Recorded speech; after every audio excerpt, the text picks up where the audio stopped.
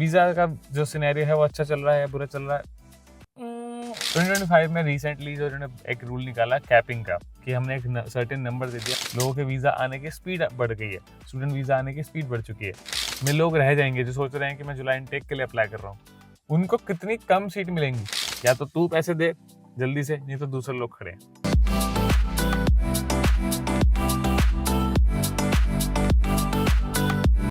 Hi guys, hello and welcome back to another video. This is your Caps Lock and today we are back with another important video जो मुझे लगता है इस बारे में हमें बात कर लेनी चाहिए इससे पहले टाइम निकल जाए। ओके, सो करंट सिचुएशन क्या है इस बारे में बात करते हैं। करंट वीज़ा ट्रेंड क्या है, करंट सिनेरियो क्या है, किस बंदे का वीज़ा आने के चांस है, किस बंदे का वीज़ा होल्ड पे है, कैसे पता लग सकता है कि अब आपको लेट करनी चाहिए और लेट नहीं करना चाहिए। और मैं सोच रहा हूँ इस वीडियो के बाद ही यहीं बैठ के वीज़ा चांसेस, जिसको अपने वीज़ा चांस निकालने हैं, उस टॉपिक पे शायद वीडियो में बना सकूँ। तो अगर आपको चाहिए तो कमेंट कर दीजिए, मैं अपलोड कर दूँगा पहले उस वीडियो को। सो द थिंग इज़, फ़िलहाल आज क्या है, आज है, अब नवंबर चल रहा है 2024, 2025 आने वाला है। अब कुछ चीज़ें समझ लीजिए जो कि बेसिक हैं, जो कि काफ़ी इंपॉर्टेंट है अगर आप वीज़ा अप्लाई कर रहे हो तो। इंपॉर्टेंट चीज़ों में ये है कि फरवरी इनटेक आने वाला है, फरवरी इनटेक 2025।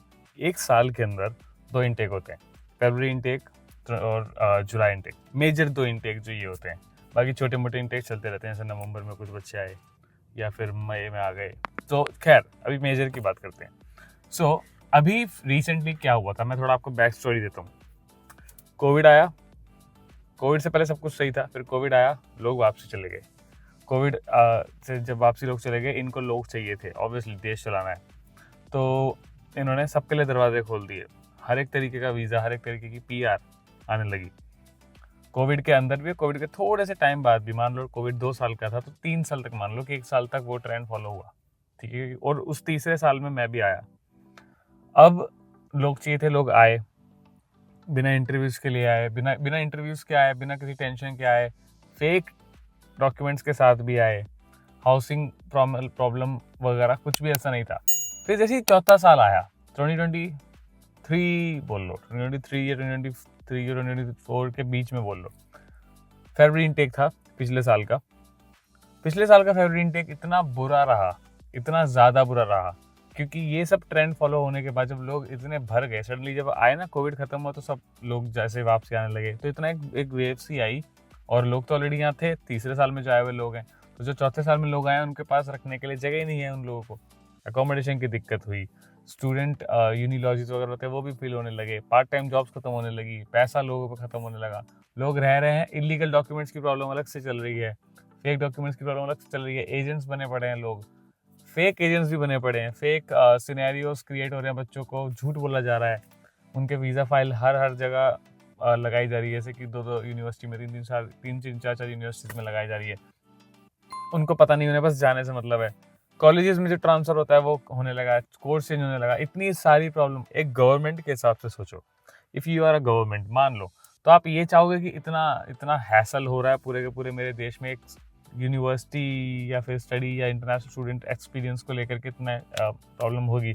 तो जो एक मेजर एक सर्कल है, वेन डायग्राम है, जिसमें आपका main concern related to international students की जो एक्सपीरियंस है या फिर जो उनका फ्यूचर है या गोल्स हैं, वो मैटर करता है। वहाँ पर आप क्या बोलोगे, वहाँ पर you will not have an answer as a government. आप ये सोचोगे कि चल क्या रहा है, ठीक है। सो इन्होंने क्या शुरू करा, इन्होंने वीज़ा काटना शुरू करे। पिछले साल फरवरी में जैसे वीज़ा कटने शुरू हुए, तो बच्चों के वीज़ा इतने रिजेक्ट हुए कि अच्छे से अच्छी फाइल्स के भी रिजेक्ट हुए। और तुक्के की बात करूँ तो ऑटो ग्रांट भी हुए। जुलाई इनटेक आया पिछले साल का, मतलब जो अभी 2024 चल रहा है, मीन टेक्निकली। सो जुलाई इनटेक जो भी गया, उसमें उन बच्चों को वीज़ा दिया गया जिनका फरवरी में रिजेक्ट हुआ, but they are genuine. Fake वालों को, रॉन्ग फाइल्स वालों को अभी तक भी नहीं दिया।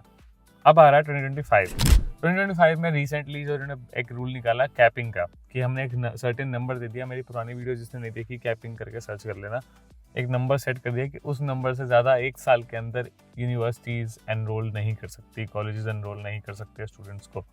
अब वो नंबर एलोकेट कैसे हुए, वो किसी के पास उसका डेटा नहीं है, वो यूनिवर्सिटीज़ डायरेक्टली इमिग्रेशन डिपार्टमेंट से लेके बैठे हैं। वेल, अब आपकी बात करते हैं।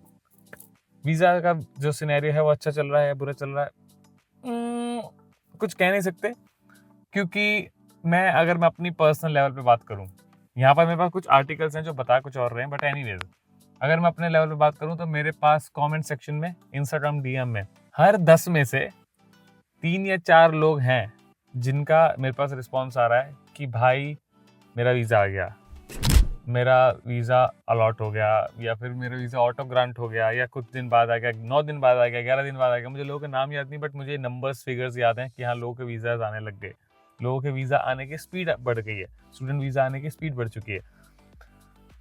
ऑल्सो ये लोग वो थे जिन्होंने ऑलरेडी जुलाई के बाद क्या था, जुलाई अगस्त सितंबर अक्टूबर के टाइम पर भी जिन्होंने अप्लाई किया था। कुछ लोग जो कह रहे हैं अभी कि मेरा 11 दिन में आया, मीन्स उन्होंने शायद नवंबर स्टार्ट में अप्लाई किया था, 11 दिन हुए अभी नवंबर को। तो अगर उन लोगों का वीज़ा आ रहा है, ऑटो ग्रांट भी हो रहा है, मीन्स वीज़ा का सिनेरियो अच्छा हो रहा है। बट द प्रॉब्लम इज, मान लो एक सर्टेन बॉक्स है which is called capping, which is called international students जो ऑस्ट्रेलिया में आएंगे, वो कैपिंग है, वीज़ा आ रहे हैं। यहाँ पर जो जुलाई इनटेक आएगा, जो जुलाई इनटेक में लोग रह जाएंगे, जो सोच रहे हैं कि मैं जुलाई इनटेक के लिए अप्लाई कर रहा हूँ, उनको कितनी कम सीट मिलेंगी।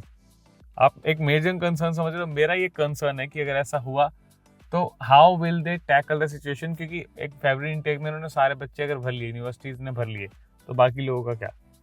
एनालिटिक्स की बात करूं, और अगर मैं बाय द वे अगर मैं अपने डेटा के हिसाब से बोल रहा हूँ, 10 में से मैंने 3-4 बोला है, तो मेरे हिसाब से 5 होगा मिनिमम, क्योंकि एक आधा लोग लिखते भी नहीं कि भाई मेरा वीज़ा आया, ठीक है, मैंने कैप्स लॉक की वीडियो देखी, मेरे को थोड़ी इन्फॉर्मेशन मिली नहीं मिली कोई बात नहीं, मैं क्यों लिखूं जाके कमेंट सेक्शन में कि वीज़ा आया है। भाई मैं इसलिए कहता हूँ लिख दो, ताकि मैं एक एनालिसिस कर सकूं, एक डेटा मेरे पास हो, और मैं बोल सकूं बाकी लोग का जो वेट कर रहे हैं। या हो सकता है मैं ना भी बोलूं तो मेरे ही वीडियो के किसी कमेंट से कोई और देख सके, और आप अपनी प्रोफाइल भी शेयर कर सकते हो कि मान लो you just right I got my visa, और ये मेरी प्रोफाइल थी, जल्दी से। But it's up to you, अगर आप कमेंट कर दोगे तो काफ़ी लोगों की हेल्प हो सकती है, ऐसा मेरा मानना है। ठीक है, अब अगला पॉइंट मैं बोलता हूँ कि जो एनालिटिक्स की बात करें जो गवर्नमेंट ने निकाले हैं, सो गवर्नमेंट ने जो आर्टिकल्स अभी निकाले हैं, एक आर्टिकल ये था, international students are humans with emotions not commodities. Australia इस तरीके से एक्ट कभी कभी करता है कि भाई स्टूडेंट्स को एज अ इकोनॉमिकल बूस्ट की तरह भी देखा जाता है, कि जब पैसा नहीं है देश के पास तो इंटरनेशनल स्टूडेंट्स तो बैठे हैं, क्योंकि फीस आती है, और ऑब्वियसली सेकंड लार्जेस्ट इम्पोर्टर है money wise for this nation. एक जो आर्टिकल निकाला गया है इनके थ्रू वो ये था, ओके सो मैंने एक जो मेजर मैंने इम्पैक्ट देने वाला एक आर्टिकल है, वो ये है कि drop in enrolments being felt by many institutions globally. ये ग्लोबली की बात हो रही है, but still drop in enrolments, yes, क्योंकि यूनिवर्सिटी एनरोलमेंट नहीं कर रही है। बीच में केसेस ऐसे आ रहे हैं कि मान लो यूनिवर्सिटी ने एनरोलमेंट किया बच्चे का, तो आपके पास अगर कंडीशनल ऑफर लेटर है, वो कुछ टाइम बाद आपको अनकंडीशनल ऑफर लेटर दे दे, तो वो वेट नहीं कर रहे कि भाई अनकंडीशनल ऑफर लेटर मिल गया, पे द फीस, या तो तू पैसे दे जल्दी से, नहीं तो दूसरे लोग खड़े हैं।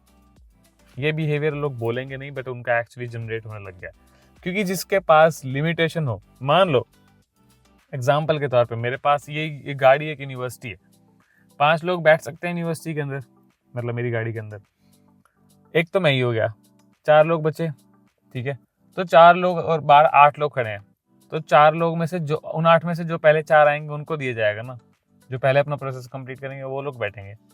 सो take it in that way.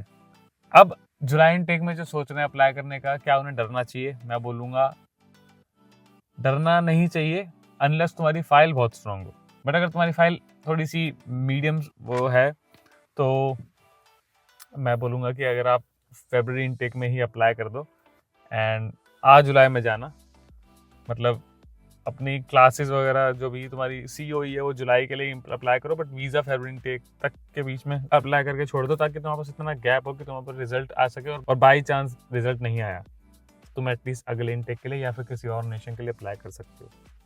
Files genuine रखना, फाइल्स के बारे में मैंने बहुत वीडियोस बनाई है, समझाने की कोशिश करी है कि कैसे जेन्युइन रखनी है। तो ये ट्रेंड है, आई होप आप लोगों को समझ में आया होगा।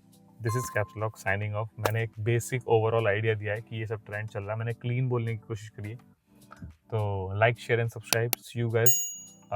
Comment down your questions, your appreciation and your problems, everything. Also Instagram पे फॉलो कर लो, DM कर लो, कोई प्रॉब्लम है बात कर लो। मिलते हैं आप लोगों से नेक्स्ट वीडियो में। आई होप ये वीडियो से आपको समझ में आया कुछ। सब्सक्राइब द चैनल ताकि मैं ट्रेंड को फॉलो करते करते आपको इन्फॉर्मेशन दे सकूँ। ठीक, ध्यान रखिए अपना आप लोग, और टेंशन मत लीजिए, भगवान पर छोड़िए, जो होगा अच्छा होगा।